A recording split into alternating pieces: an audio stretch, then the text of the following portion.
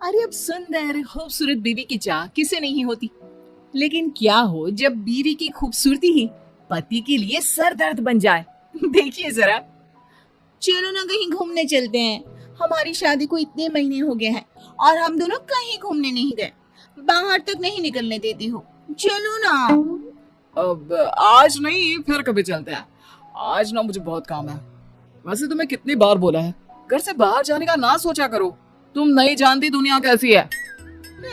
तुमसे जब भी कहीं घूमने जाने के लिए बोलती हूँ तुम यही बोलती हो। अरे तो फिर कब चलेंगे? और कैसी है दुनिया ये देखूंगी नहीं तो पता कैसे चलेगा।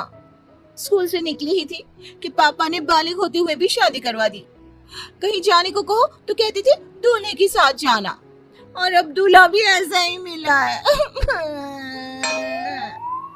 पत्नी को रोता देख पति को दया आ जाती है।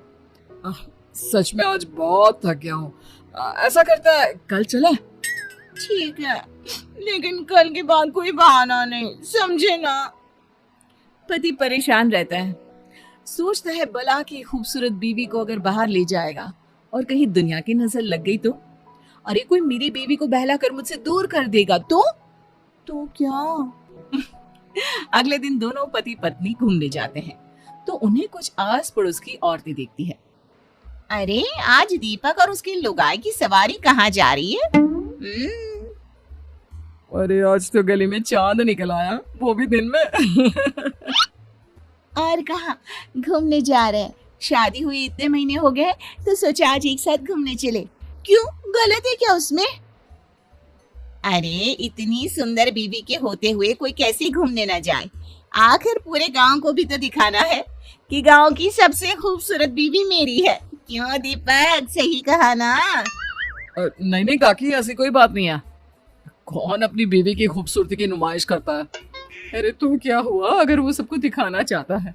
वैसे भी हर आदमी की किस्मत थोड़ी ना होती है दीपक की किस्मत जैसी कि सबसे खूबसूरत लड़की उसकी बीवी बन जाए। काकी ऐसा ना बोलो, मैं जितनी खूबसूरत हूँ ना, मेरा दीपक उतना ही समझदार और सुलझा हुआ है। उसने मुझसे शादी मेरी खूबसूरती देखकर थोड़ी ना की थी, अपने लिए मेरा प्यार देखकर किया। क्यों दीपू, सच कहा ना मैंने? हाँ बिल्कुल सच मेरी बुलबुल। कुछ दिनों बाद पति अपने दफ्तर काम पर जाता है। मैंने सुना है वो अपना दीपक नहीं है, उसकी शादी हमारे गांव की सुंदरी कोमल से हुई है। क्यों सच्ची? ऐसी बात है तो दीपक की तो लॉटरी लग गई। अरे क्या किस्मत है उस लड़के की, इतनी अच्छी नौकरी और घर में सुंदर सी छोकरी।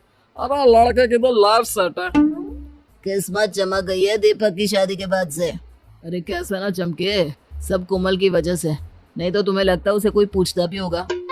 हाँ ये तो सही कहा, जिसकी बीवी कोमल जैसी हो उससे कौन बात नहीं करना चाहेगा। अरे अब पता नहीं कब हमें बुलाएगा खाने में।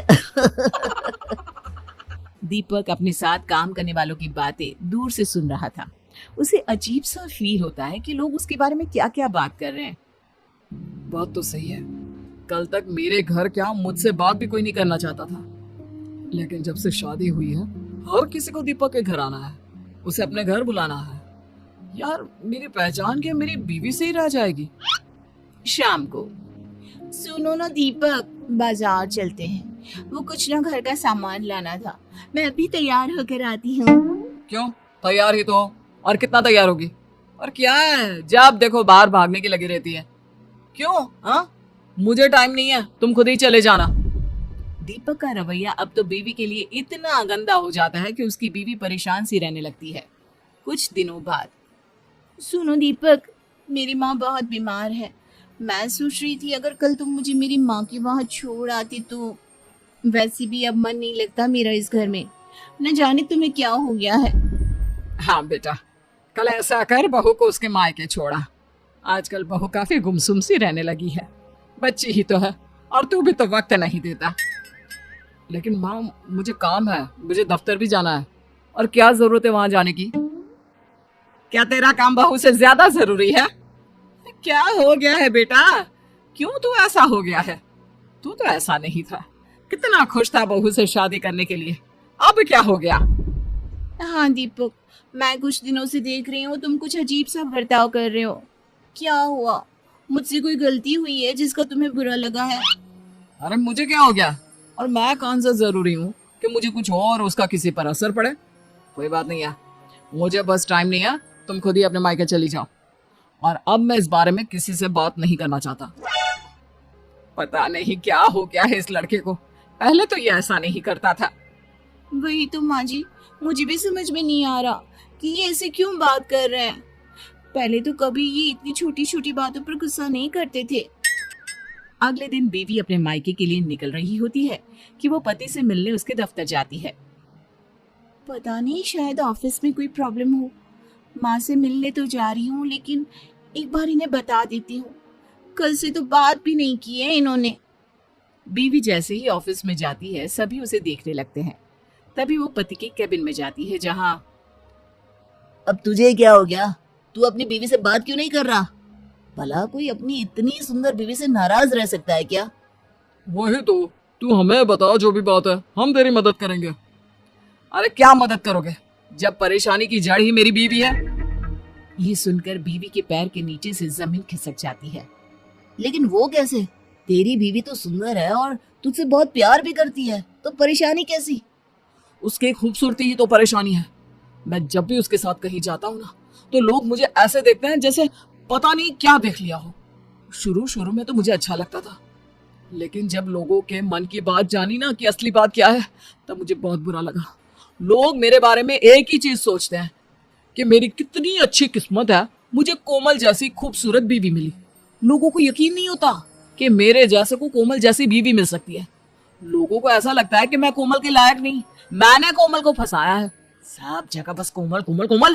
कोमल के आगे तो मेरा कोई वजूद, कोई पहचान ही नहीं है। अगर कोमल मेरी बीवी नहीं होती ना, तो आज मेरी जिंदगी ऐसी नहीं होती। मुझे कभी कभार ऐसा लगता है जैसे मैंने अपनी जिंदगी में कभी मेहनत ही नहीं करी। सब काम कोमल की खूबसूरती ने करा है। मेरी मेहनत की तो कहीं बात ही नहीं आती। कोमल पति की बात सुनकर रोने लगती है। तभी उसके दोस्त की नजर कोमल पर पड़ती है। अगर सारी परेशानी की जड़ मैं ही हूँ, तो मैं अपना चेहरा प्लास्टिक सर्जरी से खराब करवा लेती हूँ। हाँ, यही ठीक होगा। और अच्छा ही हुआ तुमने सुन लिया, वरना मैं तुम्हें ये सब कभी नहीं कह पाता। कोमल वहां से जाने लगता है कि रुकिए भाभी, कैसी बात कर रही हैं आप? सभी दोस्त मिलकर पति को समझाते हैं और फिर मुझे माफ कर दो।